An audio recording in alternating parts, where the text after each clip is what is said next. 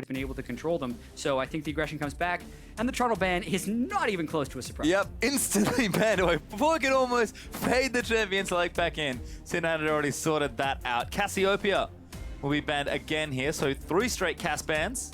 4 actually, I think, if you want to get technical, but we won't. TL though on the red side for this last game. C9 over on the blue. We'll see if that changes anything, at least moving into the drafting portion of it. But huge pivotal game for these two teams to play. It could be the first time really that an upset has happened this split of the LCS in NA. Absolutely. Team Liquid and the things they will have had to have overcome to win this game, feeling like they'd have to win 3 games in a row, because when the remake happened in game 2, they did have a lead. But obviously, maybe it's the blue side and the pick ban advantage. Like, the first pick has held pretty big sway in both of these games. When it was Shen, the first pick for Cloud9, and when it was Trundle, the first pick for Team Liquid. Those have been really effective. And there's an Azir ban, which isn't surprising from Cloud9. Definitely respecting the pick there. But Olaf is quite surprising there, taking that away from Dardoch. Vlad, the standard and expected ban here for TL. They might hit the Ryze. Maybe Victor gets a look out, but Ryze would be the obvious ban. We'll see what plans TL have here, because you have to know that Jensen and maybe even Impact are happy to take it if it's left up, but TL are taking their time with this final ban. Yeah, and with that Olaf ban, you're really trying to figure out what that's trying to block. Potentially because the Karma wasn't banned and they maybe didn't want to first pick Shen. They were a little worried of the Olaf Shen Karma thing that you can do. That's about all I can see, because that's not something Team Liquid's picked in this series. It is something they've played in the past. And that's the best I can think of as far as that ban coming through. At the very least, though, they get Ryze, and that's pretty important. Yeah, Ryze for C9, because the Ashe was actually the final ban from Team Liquid. I wonder if Fabi decides to just pick up Sivir here. It was banned away, I believe, in game 2. But Fabi got his hands on it in the first one. Can't imagine C9 are too afraid of the pick. But we'll see what Team Liquid have in store here, because they pretty much knew they were giving away Ryze. Yeah, that's pretty much it. And the Braum has actually been a fairly banned champion throughout this series. This, again, cycles towards Team Liquid's team fighting. And the game they lost is when they had the inferior team fight composition, whereas last game, they were able to play the map well enough using the strength of being stronger 5v5. So expect them to go a similar route this time as they lock in both the Braum and the Rek'Sai. Yep, picks locked in. Dardoch again, gonna take Rek'Sai into battle.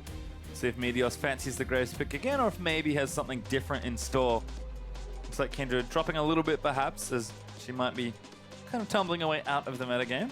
We don't switch patches until next week, True. I believe. So there's more Kindred Nurse in that patch. This is still a patch behind the live servers currently.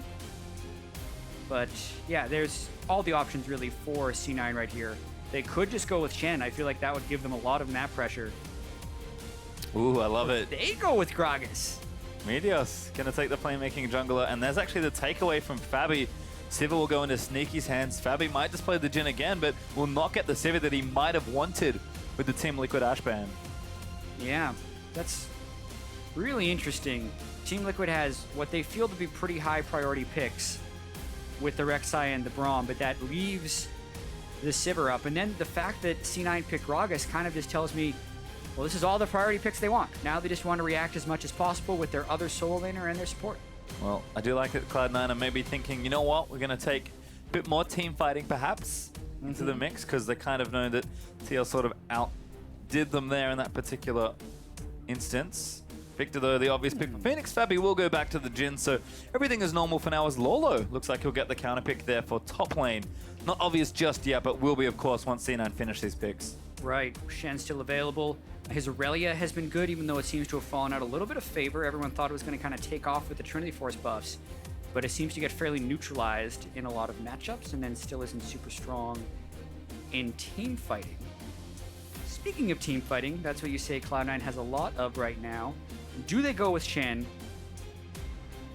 or do they go with more of a carry in that lane? Or do they throw Ryze up there and pick a different mid laner for Jensen? Yep, options here certainly for Cloud9. But Reaper, you can see it on your screen, always with a steely gaze. Gonna have to decide what he wants. Sneaky looking to pick Bunny Fufu, of course. Back into the lineup. I'll be selecting Bunny Fufu, big playmaker. He's gonna go to Bard perhaps, but maybe the Aurelia takeaway here for Impact. Yeah, they preempt the Aurelia pick with Shen still on the board. So really they're looking for, this looks like a double TP team to me, where they're gonna try and set up Gragas, Sivir, Bard stuff with either Reli or Ryze teleporting in, and a lot of splitting around the map. So does Team Liquid just go Shen to try and neutralize this? Shen is usually the natural pick into the Irelia, and it's obviously up on the board, of course. Yep, and there it is. Lolo takes the obvious pick. Again, I think Cloud9 knew what they were getting into, but power shifted a bit into Impact's hands. Sneaky certainly going to do plenty of work on the Sivir, but is, like a lot of AD carries in the current metagame, more of an enabler than anything else. Funny Fufu being back on the Bard, good takeaway from that, maybe gives Cloud9 a bit more of an edge in some of these fights. But this is sort of what we come to expect, given the current state of the game. I think both teams at some point going to run at each other, and I'm not sure who wins, at least based on drafts. Exactly. They both picked relatively good team fighting compositions. I feel like Team Liquid had so much success with Jhin and Rek'Sai getting picks in the last game, and they also got Phoenix onto Victor once again, which is super important. But this is also Ryze for Jensen, plus the ability of Meteos to gank the lanes could be really brutal. So maybe we see a really snowballed game. If one of these teams gets ahead, they're going to be able to dictate. But if not, as you mentioned, them running into each other, you're not really sure who's going to win. So a really exciting game 3 in winner take all here. Certainly is. And before we settle this tie, show off your smarts by calling the outcome of this match on Twitter. Register your vote by sending out the hashtag C9win or the hashtag TLWin as a final game to play between these two. Cloud9 look like a top 3 team in North America. Team Liquid looking to maybe create themselves up to the ever-present spot towards that top 4. This is a step in the right direction if they can beat C9 here. Yeah, it really is. And would be the first really top team they would have been able to beat, because currently Team Liquid is sitting at 4-4, suffering defeats to Envy, TSM, COG, and Immortals, which are teams you typically expect them to lose to, even though COG would technically be the only team below them in the standings they've lost to. They've beaten Echo Fox, Phoenix One, Energy, Apex.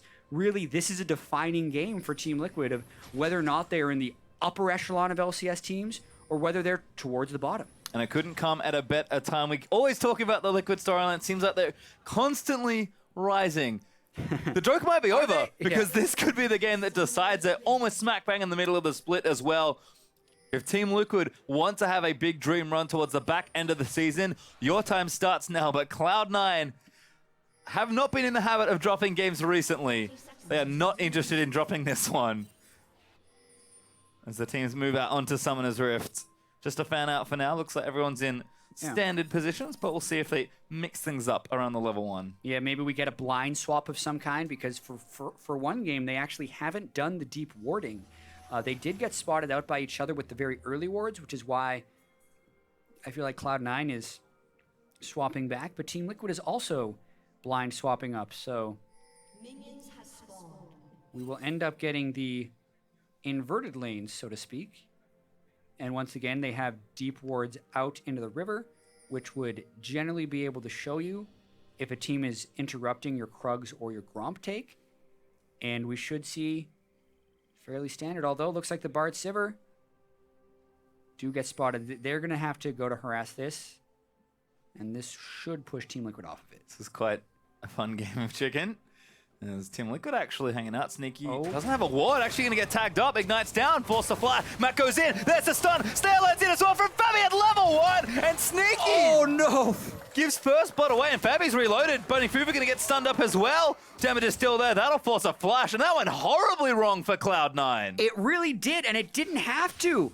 Basically, that was because Cloud9 was trying to get too much done, and they tried to check multiple things at once, but they have to predict that there's going to be a ward there that they walk over, and when they split up, they lose their advantage. It's against Braum Jhin. They can chain the CC expertly there, as Fabi had skilled up his W, which was genius after the flash to be able to catch him. And yeah, Team Liquid plays that right, but C9 make a big risk, and Bunny has no flash. Almost eats it again as Impact and Lolo doing battle here in the bottom side. Lolo's level 2. Impact is taking way too much damage here. Gets back towards his tower. But Lolo, with the early XP lead, somehow in the matchup, manages to manipulate the wave and get an early edge. C9 starting to fall apart a little in the laning phase. That is not their MO. Yeah, a very poor way to start game 3, since this is the all-important game of the series. But Meteo's going to try and get a little bit of this back. He's done a very quick 3-camp, red buff, coming in behind Lorlo. Jungle is the great equalizer. Meteos going to line it up. Lolo's already taunted out of the way. Beautiful flash from Meteos, and that's the answer. Exactly what Meteos is supposed to do. Lorlo taunts early. The only way out would be a flash. Meteos knows he's going to wait for the end of the taunt to flash, and the prediction there by Meteos was perfect. to lock down Lorlo and get the kill back. Well, things equalize here as action is thick and fast in the first 3.5 minutes of this game. Sneaky, though, still struggling a little here. Going to get zoned out after Fabi and Matt got the early lead. And Dardoch hunting in this area. Let's watch this again, though. Yeah, this is just an expert Gragas player at work. Lorlo taunts away. He had such a small window to get that flash in. And the only way, it's part reactive, but mostly predictive. Meteos was expecting it, so he was hovering the expected flash location of Lorlo, and he does it just at the right time to get the stun in. Well, you can see the vote there is equalized a little. Bunny's only in trouble. 70%, but Bunny's going to get stunned here. Umbaro's there, stun lands, and that's the easiest kill of his life. Yeah, and now Sneaky's in a lot of trouble. Sneaky has no minions, or sorry, no summoner spells with a few minions coming in. Meteos are going to try and help, but this is 3, maybe 4 people moving in. Well, now he has Spell Shield. I wasn't sure if he had it before, but feel a little safer now as he hits level 3. Team Liquid back away from the play, but that was the right idea. And again, that aggression they've shown off ever since dropping that very slow game 1. Team Liquid have just come out guns blazing. Team seems energized in this final game, and that's great news for Team Liquid. Yeah, it's like what it would mean to be able to beat Cloud9 in a series like this also. This is a Team Liquid that seems to work very heavily off momentum. They always have those like season-defining or split-defining wins. I feel like last split it was against Echo Fox when they were down 10,000 gold, and then they fought their way back into the game and were able to win, really turned their split around.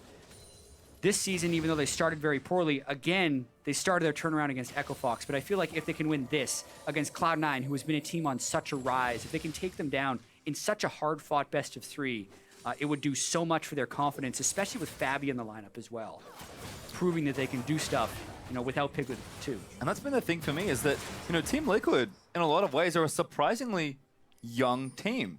A lot of players that really made rise in last split were rookies that came up from TLA. Dardoch, one rookie of the split. Yep.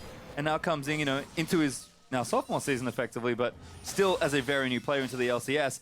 It's not surprising to me that TL are sort of maturing and getting better over time, because that is something you expect of a young team, but if they need a big confidence boost and a break point, this game may very well be it. And a young team starting to grow up could be bad signs for the top 4 teams. Yeah, absolutely. And it just makes, hopefully, the second half of the split all the more interesting. Because I personally love the best of 3s so far, but one thing we've noticed is there's been very few upsets. Like, the teams that are expected to win usually win, save for CLG coming in as defending champs and struggling. But yeah, anything is possible. TL, 1,000 gold lead, 6 minutes in. It's not bad, as we're going to continue watching things here. Phoenix did take the blue buff, so he'll return to a very even lane. Seems like him and Jensen have just been trading farm more than anything else. Sneaky still about 10 CS behind, though. So Fabi and Matt able to play aggressive as he actually goes back and gets himself a BF sword. So good little bit of power there for Jin. And Impact with a bit of pressure from Meteos up slightly onto Lorlo with that fade. We'll see if he can continue and be getting aggressive in that hello, lane. he just body slammed over. Dardoch's going to try and return a lot of damage. Meteos does not have flash. There's a great snare from Fabi, but Meteos going to live it. Dardoch going to be patient and take that camp. Level 6 for Aurelia, though. Lorlo going to get chunked out here. Does taunts out of the way. Impact does have a flash. He gets the last blade in, but needed the Q cooldown, did not have it back. Yeah, but that's bad news bears for Lorlo right there, because this is what decided the first game, essentially. There was very even map movements going, but because Impact consistently beat Lorlo in those 1v1s, C9 was able to pull it back. But he has Shen this time. He can teleport, he can get level 6 shortly, and he got Impact's ultimate. So now Lorlo trying to trade back in the minion wave. Great Spirit's Refuge, that minion wave doing work, and Lorlo cleanly wins a trade there. Impact, though, just going to heal up, got some potion charges left, and has his TP to come back pretty much whenever he likes. You just don't die is the only thing you need to do in the interim. Yeah. And Jensen threatening the flash on Burrow from Dardoch. And to speak to that Aurelia Shen matchup as well, it's potentially better for Lorlo this time, because even if Aurelia gets ahead, it's not some hyper-scaling split pusher, where Lorlo will be able to tank up and at least avoid dying later in the game. Jensen in the gravity field actually continuing to go in, but does get some trades onto Phoenix. Phoenix stands his ground though and keeps it, but Dardoch gonna ride in with a Shen. Sneaky, tagged up by the slow. He's gonna get unbarred and stunned. Lorlo kills him after he's surfacing with the ulti. And that Shen for you, so much global pressure. Impact could have teleported in, but they were vastly outnumbered, and Team Liquid is outpacing Cloud9 consistently since that first game. They've really picked up the tempo. It is on Impact, though, to take advantage of this, because Lorlo had already teleported back in lane, and now he's Shen ulted in maybe even unnecessarily. Sneaky didn't use summoner spells because the Shen was there and he couldn't have escaped, but they might not have even needed them for that kill. He gives Impact a couple of free waves. Impact now has a teleport advantage, and Lorlo falls even further behind in experience. Yep, some CS being denied. Turret took a good chunk of damage as well, so Impact doing nicely there in that particular matchup so far. Dardoch, though, on top of a ward. We're going to try and gank Jensen, who's awfully low on mana with no teleport to speak of. Not a super safe place to be, but Meteor's coming. Maybe a bait is on the horizon. Oh, he's spotted, though. Tremor Sense doing some work there for Dardoch. And he's still not done. Yeah, this could be very dangerous for Team Liquid if they go too heavy on in this gank without having swept the correct spots. But he's fine. Yeah, Dardoch just tunnels out. Both teams actually have a ward there, which maybe they don't know yet. Yeah, well, supports have come down as well. That's a real defense of the blue buff. Yeah, they really care about that move. They were hoping to catch Jensen, who's very low. Even now, Jensen just doesn't have the mana to do much. I tell a lie. Rise always has mana. He just has so much of it when he's low on it. He's still got several hundred. Yeah, Tier doing work there as well for the changes. But Jensen actually does get it, and now we'll get the blue buff. Impact, though, back in onto Lolo. Spirit's Refuge out. But now goes back in for it. Well played by Impact, but a nice taunt from Lolo. Could keep him alive for a little longer. Starting to lose trades, which is kind of what we expect, but it's how far behind does Lolo fall that we'll have to see in the next few minutes. Exactly, and how quickly can he stack armor up? I mean, he's clearly going for the Sunfire Cape first, but he started with the Bomby Cinder to try and wave clear. Maybe that wasn't necessarily the best call because he wants to be at his turret. He's never going to get dove at his turret. With the Bomby Cinder, he's constantly pushing, and that's putting him in danger of Impact harassing him down. Once he gets armor and Sunfire Cape, I feel like he'll be all right. Well, struggling a bit for now, but we'll see how the matchup plays out as the minutes roll on. Dardoch top side clearing things out. Seen a lot of attention, actually, towards that 2v2 in the top lane. Sneaky's died a couple times already, once at level 1. And after a great gank by Dardoch and Lolo, a second time there. But pressure seems to be up for now.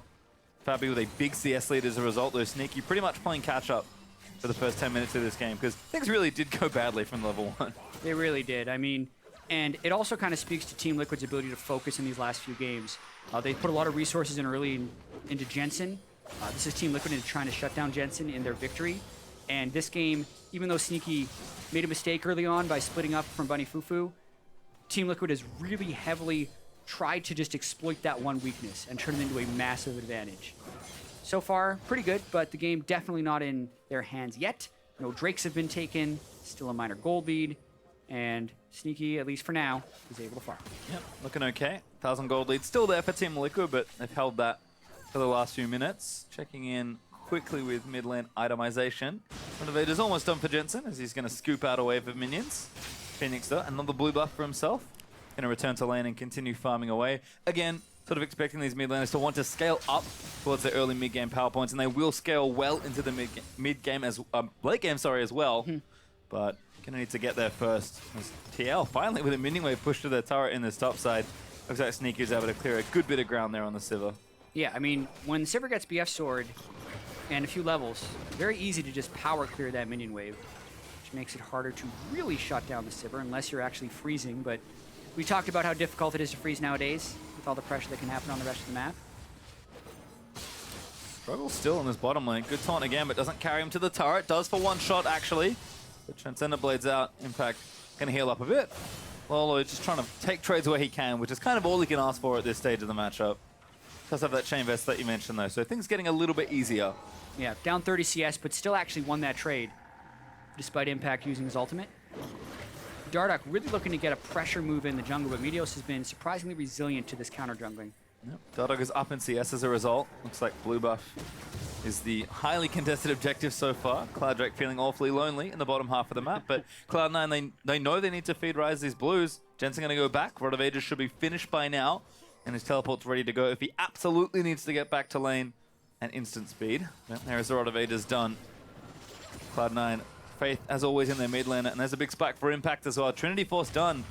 So the two solo laners with big points of power to try and play with. We'll see if Impact can carry this lead that he's built up for himself with a bit of help from Meteos at the start. Yeah, and maybe he uses that Trinity Force to try and make some big plays happen throughout the map. Like, there's a ward in the Tri-Brush right now that potentially C9 could double TP on, if Fabi and Matt push up beyond the halfway point in the lane. Here they're doing it. Double TP. Yep, here's the play. Matt and Fabi need to be careful. Bunny Fufu with the ulti disables the turret. Now let's go! Meteos forces a flash, but Fabi's not going to get ulted on by Shen. Impact straight into the backside, but Jensen dishing out damage where he can. Re-engage right from LoL, finds the taunt for 2 under the turret there for Jensen, and he is going to go down to Dardoch. Meteos now getting chased, but Lolo low, sneaky out in the magical journey, gets himself to safety. No, it's not. Matt finds him with the tag. There's the flash out under the snare, but Dardoch flashes forward. Meteos re-engaging, but a huge cosmic binding lands on a 2, and Phoenix arrives. Dardoch gets himself a kill. Sneaky going to get plowed down as well. Meteor stunned under his turret, and that's another one. Team Liquid with the big team fight win, and Bunny gonna keep running. They're still going.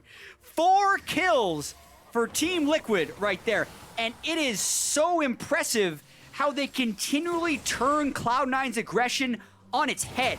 The double teleport dive, and C9 get nothing. Not only did Cloud9 invest all of their playmaking on that play, the play is made against them, putting them into an even larger hole.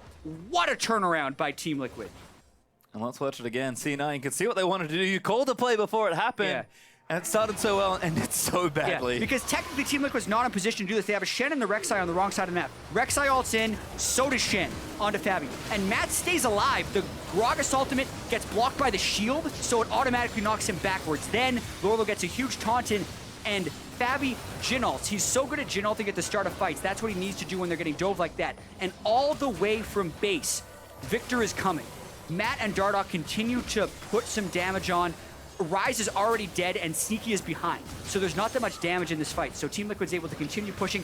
And then the guts to continue this dive. Notice how Matt takes 4 turret shots, and Phoenix only takes 1 on the back end, which allows him to continue pushing. Second turret shot at the very end didn't matter. But wow. What a momentum swing for Team Liquid. Bunny Fufu, a clutch binding to keep himself alive right towards the very end of it. Otherwise, that would have been an ace for Team Liquid at under the 15-minute mark. Lolo certainly feels like he's caught up now. Kill and a couple of assists for himself.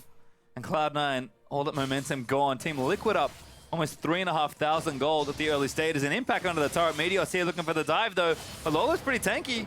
Pops up the refuge, and good luck. I mean, Meteos is still going to go for it. They're going, Lolo, little too squishy still. Damage is there, and Impact will get the kill. Well played, Meteos. You can see how difficult it is, though, for an Irelia to kill the Sunfire Cape Shen, but Meteos obviously still has high base damages on Gragas, can jump in there for the burst, and now they go for Team Liquid in the mid lane. Big old Bunny Fufu, sneaky charges up as over. The binding misses Phoenix, gravity fields down. Damage is there from the Victor. They might turn it around. Jensen does fall there, and Bunny's lucky to be alive. Sneaky will get Phoenix on the back end, but that's a trade that should have been a clean win for C9. Yeah, and a rare misplay by Bunny on a strictly mechanical move. Usually his timings are perfect on Bard and Thresh and being able to chain CC, but he mistimed his Cosmic Binding when coming out of the Tempered Fate, and that opened up a window for that kill to be traded back. So C9 making some big plays because Team Liquid, after a massive counter, left themselves open to a few more plays, but a slight miscalculation keeps it less favorable for Cloud9. Yeah, and this game starting to get pretty crazy. Hands right out in front as teams are throwing punch after punch. Fabi does claim the outer turret in the bottom lane. So TL now up 2 turrets to 1 as a watch Bunny's great initiation once again. Yeah, zooming through after picking up all those meeps. Lands a Bard ult on 2. And just Cosmic Binds a little early. Stops them from stunning Phoenix. They do root him, but that means he can use his full burst right back onto Jensen. And that last auto attack sneaks through to finish him off. That was very nearly another dive gone wrong for C9, but they do pick up the 1. Yep, they trade the kill back and shorten the gold lead a little bit. Still up for about 3k though for Team Liquid as Phoenix continuing to roll on. Gets himself another blue buff and going that same build we saw from the Victor last game. Right, that should be coming up after those 2 Hex Core upgrades as Team Liquid are finally interested in the Cloud Drake. I tell a lie, they're looking for a kill. Yeah, I mean, if they can get him. Bunny knocked up again, Magical Journey's out, but he might make it a safety. Fabi with a bullet lands on a Bunny. There's the second as the stun's good. And Sneaky lucky to be alive as well. One unfortunate thing about the Magical Journey is it will tell you where he is going to be. And Fabi aims at the end of the Magical Journey, gets another kill onto Bunny, and extends the Team Liquid advantage. Well, Drake also goes over to Team Liquid, so they'll pick up the first one of the game. Not nearly as explosive as their Drakes in the last game, but they'll take it as the next Drake will be a Mountain Drake. Curious to see what happens there. Ooh. C9, though, could open up for the Rift Herald. Yeah, this is really big. It takes him a little while to do Rift Herald. It's 18 minutes in, though, so it's going to fall a little bit faster. This would be the ideal time for it because Impact could have the buff until 38 minutes, but Team Liquid doesn't want this to happen. Lorlo has ultimate, and C9's not making this mistake again. Yep. They do not want to face check a very aggressive Team Liquid. Phoenix still in the mid lane. Could rotate over any moment, so smart there from C9 to not take it, but it'll phase out in a few minutes and they won't get it at all. Impact, who probably wanted to extend that lead in that matchup, might not get a chance to. C9 just defending that mid lane turret. They do successfully do so for now. But Team Liquid again, despite how close the game is, they do have a lead, but the pressure seems to be in Team Liquid's hands. Really is, because Cloud9's plays have backfired a little bit. They still need to be able to force these because they technically have lane pressure with Impact over Lorlo for now. And a lot of it would be on Bunny Fufu landing a good Tempered Fate to allow C9 to run in. But having that play not necessarily work a few times in a row makes them a little bit gun-shy. I feel like that gives Team Liquid time to make the counter plays. Not to mention, Shen, great at countering. Fabi is always positioned so far back on Jhin because he's pretty much just using his ultimate and his long-range W as his entire kit right now, unless he's being really dove on.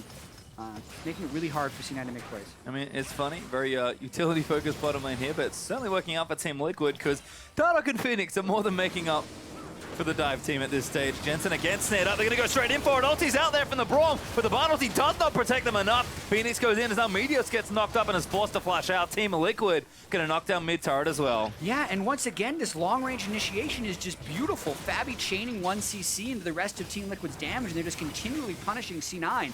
One thing that happened there, though, is Lorlo did ultimate down, so that gives Impact a little bit of time to push top. Well, tower does fall after the play, so a kill there onto Jensen and a tower for their trouble. Break the key mid lane structure. Impact not able to finish off that top side. Lorlo there in time with the teleport still ready. There's pressure also down the bottom lane, but Sneaky has to bail with absolutely no vision of the rest of Team Liquid.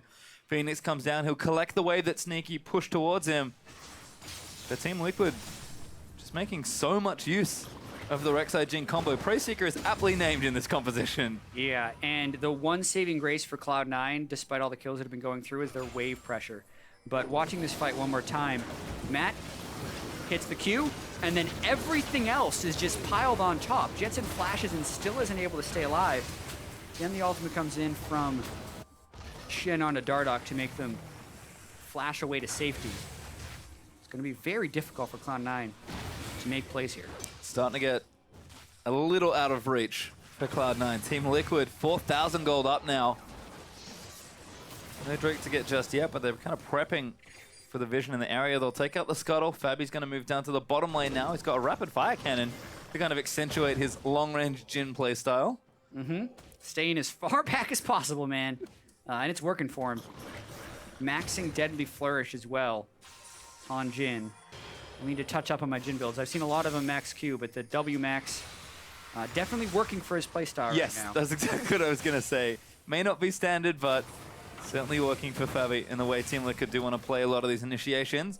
Rift Herald off the map, by the way. Baron is now spawned, of course, because we're 21.5 minutes almost into the game. So Impact did not get a chance for that buff. Team Liquid did a great job deflecting that attempt. And again, it still feels like they're in control. Cloud9, Yeah. how are they going to find their way back into this game and even it up? And it has to be through playmaking. And it just becomes even more difficult because if we think about how Team Liquid got here in the first place, it was the reversal of the Cloud9 play attempt. But you're running a double TP team if you're Cloud9. You have Aurelion Rise. You're all about flanking and forcing some nice teleport plays. So here, their double TP actually runs bottom lane, and they're going to try and go for a kill on Lorlo. This would be a start of something good if they can get it. There's the snare. Equilibrium Strike lands in. The Blade Surge follows. And now Transcendent Blade's picking away at Lorlo. Not enough left, though. Impact does have to move away, but Cloud9 are here. Yep, and now the counter attempt. Oh, good ulti. I think tried to hit onto Fabi. Cancels the rest of those shots.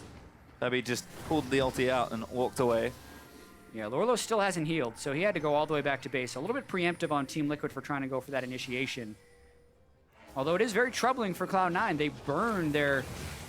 well, they don't burn really anything, but you can see the double solo laners unable to take down Shen. And since the rest of Team Liquid is grouping up, the picks become questionable for what C9 would be able to do. And this push looking okay. Bunny Fufu actually clears some things out with the Meeps as Meteos and Dardoch having a duel. Matt there to protect his jungler, but Meteos kind of losing the early end of that trade. C9 though able to hold some turrets for now. Good spell shield from Sneaky prevents some of the early dive pressure, but not the turret being taken. Team Liquid in position, knocked down a 4th turret. Oh, Sneaky nearly bursted. Oh, the W almost enough. Needs a bit more damage, but doesn't have it. And Bunny, oh, it hurts. The Rylo's doing work there for Victor. Woo. They get both summoner spells as well, so really just so much long-range threat coming out of Team Liquid right now, and they continue to take map pressure. And that is one thing. Impact picking Aurelia blind, Lorlo easily picking the shit into it, and he's losing the lane horribly in CS. But the matchup is so survivable for the Shen that really Impact hasn't been able to do much in this game. Yeah, not yet at least. Although Jensen does pick up his Seraph, so power's starting to come on for a lot of the C9 carries, but like we keep mentioning, Cloud9 are kind of running out of time to make that play we talk about. It gets to a point where that one play that you want to make to catch up kind of turns into 2, then 3, then 5, and then the game ends. Cloud9 do not have unlimited time to make this game work unless they want to go super late and try and win it then, and I don't think they want a coin flip for this final game. Exactly, and even then you're just like, would they really scale better? The Aurelia, I don't think scales as well as Shen in the late game. Victor and Ryze both are amazing. Sivir technically can hyperscale, but that requires a perfect team fight, and Team Liquid's fighting from such long range that they can't get these things. Like, I think you could make the argument that Team Liquid is stronger in the late game, but Cloud9 would just really need to make picks. So, more favorable towards Cloud9, and Dardoch is still everywhere. Yeah, Dardoch is just monstering people. Has a Titanic this build time around as well. Sneaky caught out maybe. Dardoch looks for the flash and doesn't get it. Yeah, big miscalculation there by Dardoch to flash on Burr and not get the knockup. That's a pretty critical misplay, actually, because that's one of his big initiation tools. Well, doesn't find it then, but Team Liquid pressure still there. Impact hanging out on the bottom side, but Lolo just here to clean things out. And Team Liquid, 4-man strong, shoving down mid once again. Might even look to break here, as Impact knows he kind of has to be with his team more. And Liquid do back away. They're going to consolidate resources back to the Mountain Drake instead. Yeah, they're going to cash in their map pressure for Drake. They send everyone there. It gives C9 some breathing room. C9 is able to run out of their base, get some wards around the Baron area. But I think the investment is worth it. 25 minutes in, the Mountain Drake becomes very critical because they need to be able to threaten Baron, Dragon, and turrets more quickly. Team Liquid still in control. Matt may be caught, but he hops out to safety. Bottled, big Bunny. Lines up the stun, doesn't get Phoenix. Now Shen's going to ride into the ulti. Impact now taking damage. And Meteos with the ulti tries to keep his team alive, but Lolo's here in the house. Dardoch now unstoppable as he takes out Aurelia and Bunny. Fufu going to get chased down. He flashes out after the unburrow. Jensen just trying to get Lolo and Fabi off his tail, but he can't do it. He'll flash out from under the taunt, and that might get him to safety. But now Meteos is in trouble. Long range stay, not enough. Jensen again dodges out, but Phoenix going to chase him down. Meteos now caught out 1v5, and he's dead. Phoenix grabs the double. And I think the stomp is on right now. 7,000 gold. They keep running down C9, and even when it seems like C9 catch TL out of position, they just do not have the damage right now, and Team Liquid just crushed them as the collapse happened from that team fight. Looks like this Baron is all but Team Liquid. Meteos not alive to steal it this time around. Dardoch will be able to smite this one away. Doesn't even have it. Doesn't need it. As Fabi gets the last hit on the Baron, and Team Liquid approach a real big breaking point. They're going again. Breaks it with the Prey Seeker. Spell shield off. Lolo's here. Goodbye, Sneaky. Yeah, you mentioned breaking point. The game might be broken right now. Continually cycling deaths onto Cloud9 really feels like the momentum is continually in Team Liquid's favor right now. Dardoch is unstoppable. Phoenix is huge. Fabi is contributing very well. And really, if you take out the first game of this series and you count like the 5,000 gold they had in the game that was remade, this has been Team Liquid 3 early games in a row beating Cloud9. Yeah, and that one game where Team Liquid honestly looked like they play a little scared. We talked about the adjustments they've made them, and now storming into C9's base. This tower is not defensible, and it falls down. I don't think it's inhibitors either. Cloud9 have almost run out of options at this point. Yeah, 10,000 gold, just like that, 26 minutes in, and the items will continue to pour in for Team Liquid, whereas Jensen and Sneaky are still woefully far behind when compared to Phoenix and Fabi. Watching this fight again, Jensen's on a pink ward, so the start is nice. Obviously, he gets his Braum ultimate up, though, so that blocks a lot of Sneaky's damage. And then they can't chain on Phoenix. He did flash immediately, so it's nearly impossible to chain that in. But he gets the ultimate down with Rylize. That basically kills Impact. Fabi then arrives, and that hits Jensen with the root from Deadly Flourish. Lorlo then just keeps pace on him, and like the rest of C9 is trying to run away because really everyone is untouched and the damage is already gone for C9, so they can just continue to chase people down. Jensen has to juke backwards. A nice juke from the Jhin, but that puts him right into the claws of Phoenix. Meteos, as well as full tank Gragas, really has no threat and is stuck between the rest of the team. Dardoch feels good about that one. Yep. Pat and Phoenix on the back because Phoenix has gone a little bit off this game. 5-1-3. The Rabadon's now finished. If there was ever a statement saying, I want this game to end, it is this Victor build. Phoenix has decided that he's not interested in losing any more games. No prisoners being taken this time around. Team Liquid have such a big lead. Yeah, 622 ability power. Very offensive Victor build. Dardoch has gone Warmogs, 4,000 health. That'll increase the damage from his Titanic Hydra, since it scales off of bonus health. And Lorlo with the Baron buff is a huge split push threat against the Aurelia. Team Liquid executes properly, they can end this game short. Lorlo almost looked to dive with a bit of help from the Baron Dart minions. Impact cannot win that particular 1v1. Cloud9 have super minions to worry about in the mid lane. Their turrets are starting to get attacked from both sides. There's a Mountain Drake up in a few minutes. Everything is going Team Liquid's way, and Cloud9 need something pretty close to a miracle, if not an actual miracle, to try and save this game. Yep, Impact had to go back to base. It looks like C9 is going to try one desperate initiation. Look for Bard ult and then attempt to engage. They've got it ready to go. Do they look for it? I feel like they have to. They're going to lose an inhibitor on the other side. Team Liquid knows this. They're not giving them the window. Yep, smart play from Team Liquid. Just playing push and pull. Know that Lorlo has the pressure. Almost a rank 3 ulti as well, just to make it even sweeter. Impact comes back down, but again, he can't challenge. Gonna try. Lorlo says no. Yeah. By the way, you can't hit me when I press this button. That helps.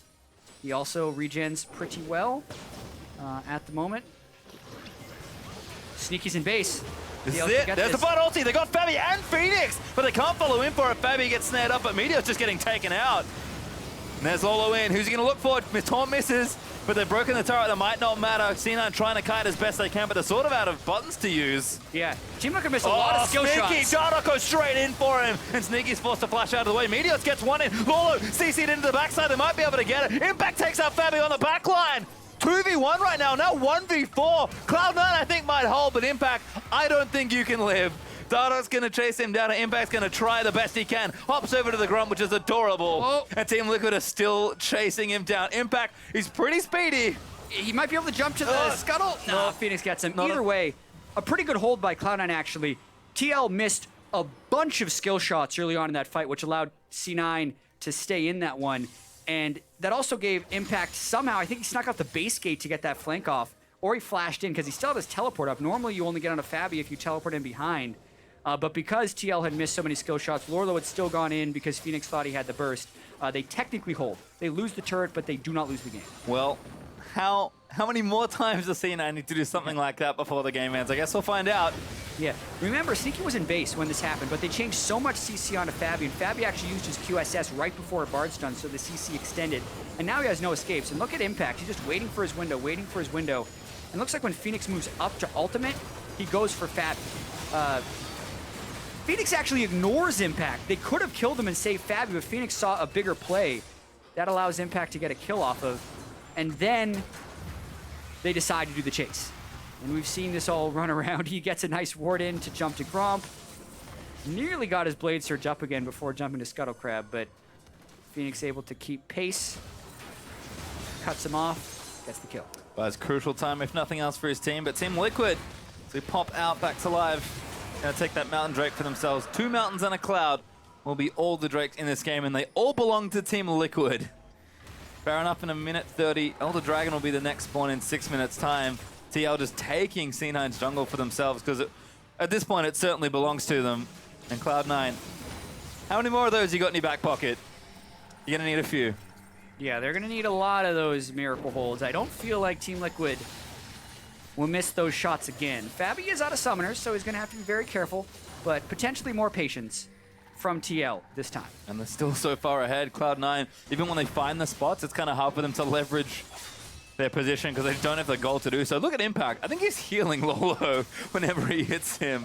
Yeah. He's just trying to clear the waves out. Lorlo's onto the inhib though. Yeah, this is actually a little bit interesting with Baron being gone and Baron being up again in a minute. I don't know if Team Liquid would actually be able to go through unless they get a pick. The turret's so low though that they're going to continue to try. Cosmic Blinding down. Impact. Lorlo's just coming over for the fight. Oh, again they find Fabi and Phoenix. Bunny Fufu making the play, but Gragas ulti doesn't find them. They're still trying to get in there though, but Jensen gets melted as Phoenix goes crazy. And the binding's in, but Meteor's caught on the front side in the gravity field. Sneaky now gonna get chased down. Team Liquid gonna clean things up as Phoenix get a double kill. Buddy goes down as well. A triple for Phoenix. Flashes straight in on Impact. They might even dive the fountain. He gets snared up. They don't go too for it though. And Team Liquid Gonna sail in to end the game. They had to take the inhibitor instead. They're making sure they secure this kill, and then there's just too much tank and damage down the stretch for Team Liquid with this team fight team at the end of it. And yeah, a couple more Nexus turrets and they got this game. Yeah, Impact not enough to try and take this down. Team Liquid is going to charge forward and take down the Nexus. Cloud9 will finally fall as Team Liquid topple a Giant to take the series. Yeah, and C9 was looking so good last week to come into this one. This is a big upset, I feel like. Liquid taking them down. 4-4, they will improve to 5-4 with the first half of their split officially being complete right now. And the adversity they had to overcome to make this happen cannot be understated. They lost that first game badly from a kill death perspective. Double-digit kills to just one of their own. Then they bounced back only to have the game remade when they were winning by 5,000 gold. But they are undeterred. They go on to win Game 2 and Game 3 against Cloud9. And that's got to feel good. Certainly does. And it almost feels like Liquid are the team that you do not want to make angry, because Team Liquid did the necessary response, but the most difficult one. Because placed in that situation, the most important thing to do is refocus and fight back even harder. And that series just looked more and more one-sided as Liquid played more and more games. It really did. They seemed to be able to deconstruct what Cloud9 was doing. Every time Cloud9 went to make a big play, TL was there with an answer. And all of the two big matchups we kind of focused on was the Meteos versus Dardoch, where Dardoch was able to counter-gank Meteos in most of the situations, and then also Phoenix versus Jensen, because there's so much talk about Jensen being one of the top mid laners in NA, if not the top mid laner, and I'm not saying that's not the case, but Team Liquid focused him so heavily with so many ganks that Phoenix was able to prevail in a lot of these games, and when he was on Victor, he became an unstoppable force. And I think a lot of the things we've seen from Team Liquid have been like some bright spots, but never really come together. Beating Cloud9, given the form that they've been on recently, requires a lot of teamwork. You mentioned it. Collapsing on people with double TPs and global ultimates everywhere is no mean feat, and Liquid look more together than they ever have all split long. That is a very strong sign for a team that was looking for a kind of a way to eject themselves at full speed into the second half of the split. Well, you beat Cloud9. That's going to do it. It's going to do it. And you listen to the way Dardoch talks about Fabi, he really likes having him on that team, and you can see in-game the cohesion coming together, because if you retro back and you look at all the game-changing moments in this series, Cloud9 lost that first game because of an individual outplay. Impact beating Lorlo a couple of times, and then it fell apart. But then in all of the games that Team Liquid won, it was Cloud9 trying to catch them out of position and Team Liquid collapsing as a single unit and always making it back into just the right spot to turn around a bunch of kills. And it's crazy because they were up against a Twisted Fate Shen double teleport team and then a Rise Aurelia double teleport team. And every time they turned it against Cloud9. That was very impressive. Yeah, it's even little things like draft just felt like Team Liquid learned more and more as they adapted and were, I think, honestly, able to outpick, especially in that last game. Like, Aurelia's a fine champion, but there was a risk picking up line. They knew the Shen was up. They first picked it in game 1. Yeah. And Impact looked great on it. Like, I don't know what happened there, but a bit of a collapse from C9 finally stops their streak, and Team Liquid a huge windfall after that series win. Yeah, I do think that's really confusing, the fact that Impact didn't go with the Shen in the final game, but ultimately it felt like Team Liquid continually picked better and better team fighting team compositions, and they were just able to force the team fights and not get split apart. Well, let's hear more from Liquid. It's going to hand it off to Kirby on the stage for a post-game talk with Liquid's winning support. That's right. I'm here with Matt after their grueling best of 3-4 series right there, best of 5. Yeah, congratulations on your win. That must have taken a lot for you guys to come back from a remake in that game and then win the next 2. Do you learn anything about yourselves? Do you guys grow as a team during an experience like that? Do you bond? Yeah, I mean, after game 1, especially for me, because I was messing up a lot. Basically, that game, we just had one big mistake, and it snowballed into us losing the game. So even after game 1, heading into game 2, even though we were winning in the first part of it because of the bug remake, it was really hard after that game 2 to mentally reset. And that's really what it took to have all 5 of our players go through what was a really tough first 2 games. And yeah, we played pretty well after that. Yes, you did. They say, you know, what doesn't kill you makes you stronger. I guess you guys are stronger now. People really like to speculate, actually, as to the communication that goes on in-game for teams. Who was the one really bringing the team together, refocusing after that loss, or, you know, was it a group effort? Oh, for sure, Dardoch. Dardoch was He was just so commanding that game. I think after game 1 and 2, I was very timid because I was messing up a lot. After the pause, it was really hard for me to just get back into the game. And I thought it'd be just the same for Dardoch, but even though it was just as hard for him, he really picked it up, and I'm really proud to call him my teammate. Yeah, he really seems to be growing into one of those great leaders. Now I have another question about a different teammate, Fabi in the bottom lane. Everybody's also speculating about, oh, Fabi versus Piglet. Let's just narrow it down. You're the guy that plays with them in lane. For you, what is the biggest difference between these games I have of Fabi and the games I had with Piglet? So I think the biggest difference, it wouldn't be like mechanical. I feel like Fabi is definitely going to be closer to Piglet than a lot of the LCS AD carries. I think he's decently close. It's just what really comes down to is experience. Like in a lot of situations, Fabi doesn't know quite as much as Piglet would. Like Piglet, for every situation, he knows what he's doing. So the difference is I am usually the one following around Piglet, but with Fabi, I have to be the one who, steps up, talks more, and just really has to dictate where me and Fabi go. Well, you guys look good with that Braum Jhin combo. A couple of kills there. Now, your next game coming up is Envy. Did double check it. What do you think right now? Because Envy, they've gone through some trouble last week. They lost a couple games with a pretty hard schedule. What do you think you guys have really identified as their biggest weakness right now? Oh, geez, man, they're right behind me. Come on. I feel like I think Envy is a pretty good team. I think they do pretty well for. Very good team, actually. Great team, guys. I feel like they're about. Is it Laud? Yeah, they're definitely going to win the next game, so they're really strong. Nice. All right. Well, congratulations on your win, and good luck on your win, guys. We're going to send it over to the desk now. Or no desk. That's right, there's no desk. No desk. Kobe trying to start like an all-out brawl there on the LCS stage. They're right behind me. Matt hasn't looked yet, so I'm going to ask him some kind of question that's going to piss a lot of people off, and we're going to have our first real fist fight. Hey, Dash, on how do you feel about the LCS cameraman right here? stage. Yeah, oh, I hate him. Yeah, they're no, the worst. No, we have the best crew behind these cameras helping us through the shows. Anyway, let's dive into this series as Team Liquid did come out on top of Cloud9 2-1, 2.5-1, however you want to say it. They won. It's not debatable. They won this best one of game, three they won the series. match. And I, before we get into too much about this game, I want to jump back now and just remind everyone that at the beginning of the day, we threw out the fact that with one exception in that CLG beat Team Liquid, the standings were exactly as they should be. All of the teams' wins were against teams below them, and all of their losses were against teams above them. So this is the second deviation from that we've had so far this split, which I find very fascinating, and we will return to that. Now I want to walk through this game, get this down, and we can reapproach that kind of macro picture. I'll go to that later on. Yeah, this game was awesome, and it's funny because I know in the previous game I was like, yeah, that whole playing tanks on Lorlo thing. There's one thing that supersedes Lorlo playing tanks, and that Lorlo and Dardoch are really, really close friends, and their synergy is so freaking on point. Like, this is one of the best top jungle synergies in League of Legends. Like, these guys are so tight together. And when you give Dardoch something that goes ham, and you give one of his best friends Shen, those guys are making a ham sandwich, and they're going hard on somebody. And what was great is Liquid were a little bit gifted in an advantageous 2-on-2. Whoops, a face check. Whoops, Bart's missing a flash. And then they were constantly bashing those guys in the 2-on-2 and honestly sneaky. But he never really stood a chance where suddenly, well, here's a Shen-empowered Rek'Sai. Well, here's a Shen-empowered Rek'Sai. And kills and kills and kills kept showing up in that lane. And it was a nice battering ram to kind of break the game open, even though Impact was actually getting a couple kills on their Lorlo. Yeah, everyone knows that Shen's favorite food is a ham sandwich. Yes. But yeah, I like the point about Impact actually did have a handle on that lane for some time, but we do know that Shen will eventually outscale Aurelia. Yeah. Unless you build specifically for the 1v1, because we were talking about, well, you can build a pork and all this, that, the other thing. But you're already losing the rest of the map so hard. You become immensely less effective in the team fights.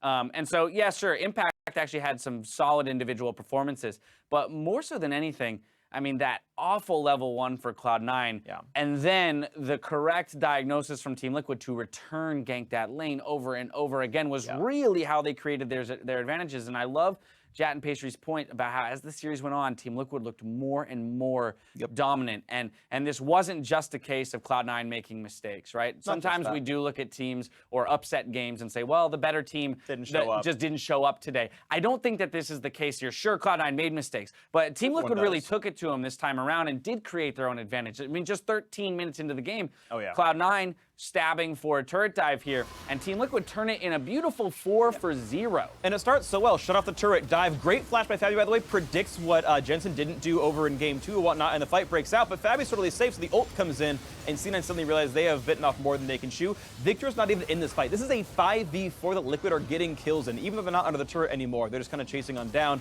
And it gets really close. Liquid knows that Victor's coming in. By the way, C9 doesn't. They're like, oh, we can just smash these guys. Easy, easy. Just kidding. Flash ult, death ray, goodbye. And you know, fortunate by Liquid, they survived that. Dardoch was so low, if you weren't getting the earlier kills from ganking that earlier 2-on-2, we probably would have died, and that fight would have been a bit closer. But you can see, like, even really sick plays, you predict the flash, you get away, you prevent the engage, right? And you cannot do that on reflex. You must do it on prediction. Fabi did, and that's awesome. When Matt's talking about, well, Piglet knows more things. Yeah, of course, but this guy's still top of ranked play, right? This guy's been challenger for like 7 years straight. Right. Okay, less than that because it's not been how long rank's been out, but Fabi is that good of a player. He's like, there's a Gragas, this is gonna be body slam flash, get out of there. I just baited everybody. Sick, good job. And in this game, Team Liquid felt like they had way more control than the rest, as we mentioned. With that early gold lead, they moved to a pretty easy victory on this one. Player of the game is going to go to Dardoch, 6-0 and 11 on Rek'Sai. 90% kill participation when there's that much action in the game is very impressive. Right, I mean, he's the one making all the action. He's like, oh, bot lane's low? Oh, I'm sorry you guys got first blood in a 2v0. I'm sorry I couldn't be part of that one. But let me go ahead and, smack these guys up a bit more. So, I mean, definitely great play by Dardoch. It's the right choice to go to that side of the map. And when he needs to support Lolo, he will. But when he knows he's going to smack a 2-on-2, he's going to do that and have Lolo back him up.